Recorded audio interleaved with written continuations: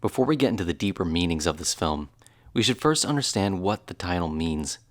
On the surface, it comes as a throwaway line late in the film when Colm declares it as the name of the song that he has written.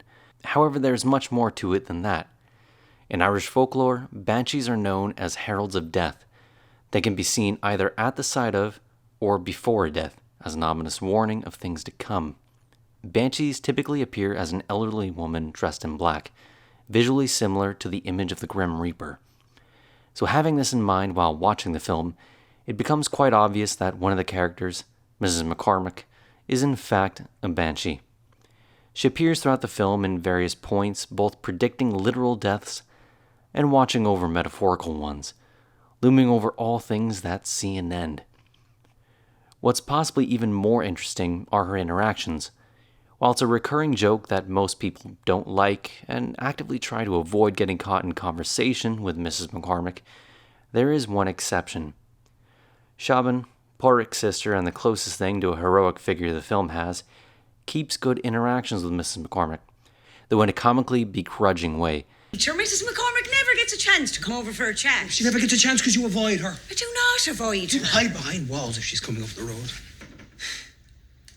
And shows her respect and decency, and as a result, is the only character to have a happy ending, leaving the depression and isolation surrounding Inisherin, and sails off to find a better life.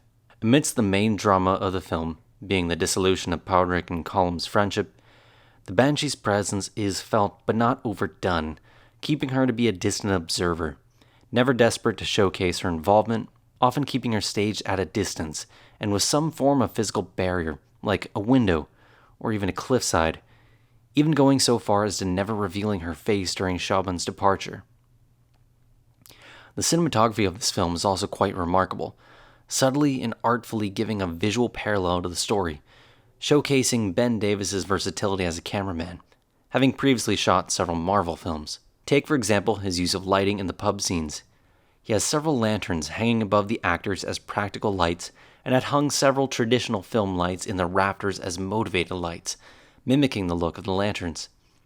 He was then able to place the lights on the characters in ways that not only look realistic, but also play off the emotional state of the characters, keeping some well lit and others in darkness, lit only from the light bouncing back off the table. There's one central lamp over the table. So that's your light source, right? Now, the truth is that light source isn't going to light those people.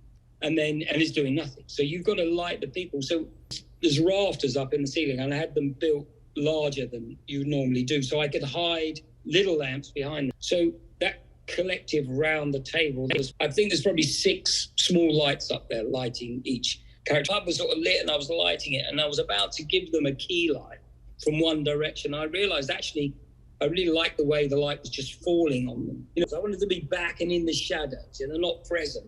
So their key light, you can see, is just above Barry's head. There's an oil lamp. He also chose his lenses based off a mixture of practicality and the feeling associated with the characters, particularly with the 2 leads, Porrick and Colm. Pay close attention when you watch the film to which characters you first identify with, or at least believe to be the main characters. Then watch how this might slowly change over the course of the film, as is reflected in the choice of lenses that gets longer and farther away for some characters, and wider and closer for others. Right. And so what focal length did you stay with for most of the close-ups? It changed. It changed it also progresses through the film. We started back with sort of, it was large format. So, we were sort of 50s, 75s. And then we worked in much closer towards the end. Your allegiances, I think, in the film to begin with are very much with Porrick. And then they switch slightly because you start to understand. And then as Colin kind of fails to cope with the rejection, we get closer and closer. So there was a deliberate strategy for that, where we start back longer and we get wider and closer and wider and closer and wider and closer. Frankly, my dear, I don't give a damn.